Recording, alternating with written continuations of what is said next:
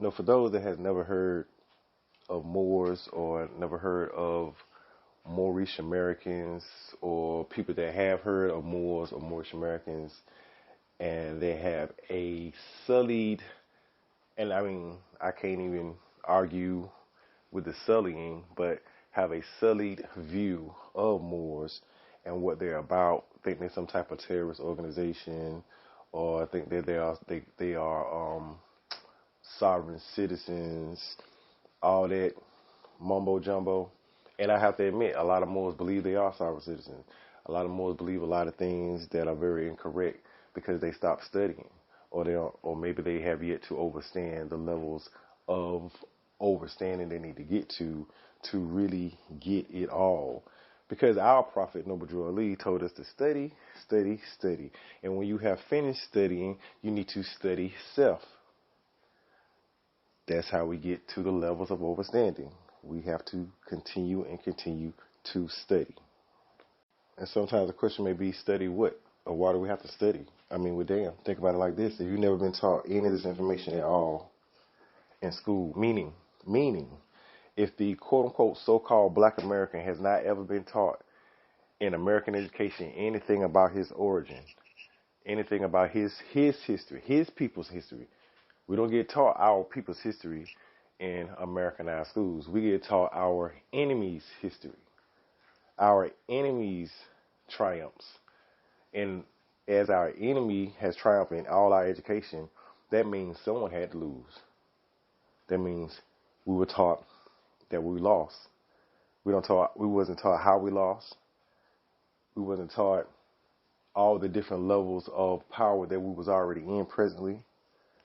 No, we had to go find that for ourselves. You cannot ever expect your enemy to teach you about yourself. That's called knowledge of self. You have to go get that for yourself. Your people have to teach you all the history of your people. It cannot be done the other way around. Nor should it. Do you think Jews go to Germans to be taught about their history? Even though a lot of Jews are German. I mean, Hitler was a Jew. His mother was a Jew. You understand? You can't be taught anything from your enemy. Not one thing. Nor can you trust it. Not one thing. Not some things. Not half of it. You cannot trust any of it. Any of it. You just can't do it. Now, it's a thing in Moors that we had this thing called our pure express trust. And I have yet to see anyone that are Moors establish really what that is.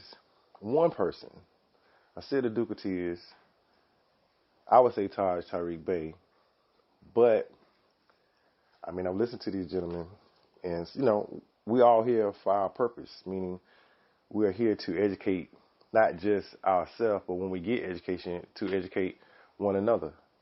And that's my job. That's my purpose. That's why I'm here. That's why it's a TheMoorVue podcast. Because I can't cover one thing. A Moor can never have one track of mind and cannot speak just on one thing. We have to cover the entire chessboard and understand every piece on the board and how they move. And then checkmate. Moors have a prophet. Our prophet is the Prophet Noble Drew Ali, who was born in Tuscarora territory, which is today's North Carolina. His mother was an empress. I repeat, his mother was an empress. She was empress over land that became the Louisiana Purchase. Historically, you can look it up. Our prophet was a prince that was ordained a prophet in Mecca by the Sultan then. Okay? Now, I was responding to a empress on Facebook, another Moor, a Moorish empress. Our women are empresses. They cannot be queens. All Moorish women are empresses. They can never be queens, okay? to discuss something that she had put down, and I just wanted to add a little more. I didn't say she was wrong or anything like that. I just want to add a little context to what she actually had put down on her page. And I have to admit, to be a Moor is really hard to get the whole story, because you gotta understand, like, if you have to think about if you learned the history of the world and you had to relearn it completely from a different perspective, that's what it is to be a Moor. Because now you have to learn it from a complete knowledge view, not just from our enemy's point of view, or not just from what our so-called quote-unquote our oppressor has taught us to think, and just to have on our minds and think that is knowledge, but it's still not self-knowledge. Okay? I'm gonna read it. I was answering something she said about papers, our authority. And I said, state papers, national papers, our pure express trust is the Treaty of Commerce, Morocco and the United States. Now, this comes up a lot in media for those more that try to stand on this square and try to stand on our authority, basically on law. Treaties are law, but they may sometimes not know how to enforce it. And also the media will also say Moors think that this treaty belongs to them. Yeah, the fuck it does. Absolutely it does. It can belong to no one else. Because if you say it don't belong to us, then who actually are those Moors here that it belongs to? They never do. Commerce means money.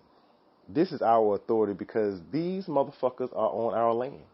And they owe. Every treaty on the land comes with money, meaning we are allowing such and such groups, organizations, corporations, nations, and countries to occupy our land for commerce, for socio-economic development. That's what it's for. That's what commerce means. Monies. It can't mean it's business. You have the authority, you have permission to operate on the land for this specific purpose.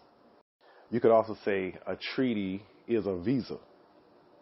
It's a foreign visa, basically. It has a time limit on it too, right? Also did the treaty. That's why they had to get rid of the prophet.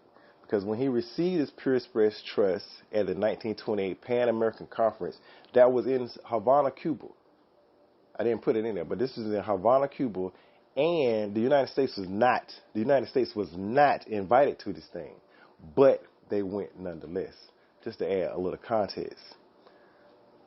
All treaties and the Constitution are and is our trust over the land. That's what a treaty is. It's a trust. That's what the Constitution is. It's a trust, because it was made and created a board of trustees, which became the president and Congress, which created also, when this happened, when the prophet received in 1928, which created the Great Depression that came in 1929. As all nations pulled their funds from the U.S., knowing that the rightful owners, the Moors, the prophet, had received it back from the Sultan. The prophet received this pure express trust, which is the treaty, received it from the Sultan, then Sultan, at this Pan American Conference. And at this Pan American Conference, all other nations were present, except the United States, but they came anyway. Okay? Now, they have received it back from the Sultan. Our original Moors from 1776 and 1779, I got to go even before 1776, because you had the Articles of Association that was a part of the four constitutions that actually created the United States. But by 1790, it had been created. Was infiltrated by dirty Moors. These dirty Moors are Masons. That's how everything in society is held and put together, is through Masonry. This brotherhood, back in the day, it would be the Knight Templars, but they got rid of all the original Knight Templars, which were Moors, and infiltrated that too, and was replaced by who? The Jesuits. Okay? They were infiltrated by our cousins, our amalgamated cousins from over the pond. These are everyone that was allowed to be in the United States. These are all immigrants. These are from everybody from France to England to British to Dutch to the Portuguese to the Irish to the Italians to everyone else that is not American. These are for those folks. You gotta understand, a lot of people scream American, but they're not American. You understand? The only true Americans here are the indigenous and the natives. These are the only people that are actually from here. Everyone else are from somewhere else. That's just a fact. I don't care what a person may feel or think. Well, I'm American. You're not. You are a United States citizen. You can never be an American citizen. As we were supposed to remain and keep our own nation, which was and still is society's more economies. Now, the thing about this is the Constitution protects this because the Constitution states there are more than one nation here. But no one ever says or even explains or even breaks down who the hell are these other nations. Because our ancestors wrote it, we are those people, and it is proven in the House Concurrent Resolution 331, you can look it up. These are the 6 civilized tribes, the Iroquois Confederation, that wrote the Constitution for our amalgamated cousins. We walked out of Congress in 1861. Congress has not been assembled since. They rewrote the Constitution after the Civil War and with the Organic Act of 1871. We have no education of self. We have no education of history. We have no education of law. We have no education of who we actually are. We have no education of what we're actually owed. When they keep bringing up reparations and stuff like that, it's beyond reparations, homeboy or homegirl. The treaty states all the money we're supposed to receive from these people every single year. Thank you to all the subscribers to the MoorVue podcast. We have yet to be monetized, and any donations we want to give to the channel, so we keep it going for the 23 and on. It will be much appreciated. Thank you very much. Like, comment, and subscribe. Thank you.